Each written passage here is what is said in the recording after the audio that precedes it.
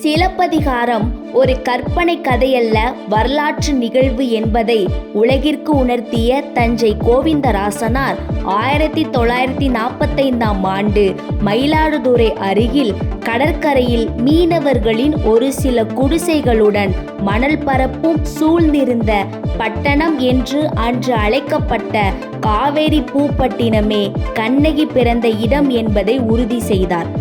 பூம்புகாரில் ஆய்வினை தொடங்கிய இவருக்கு மதுரை வரை நடந்து செல்வதற்கு 12 ஆண்டுகள் தேவைப்பட்டன.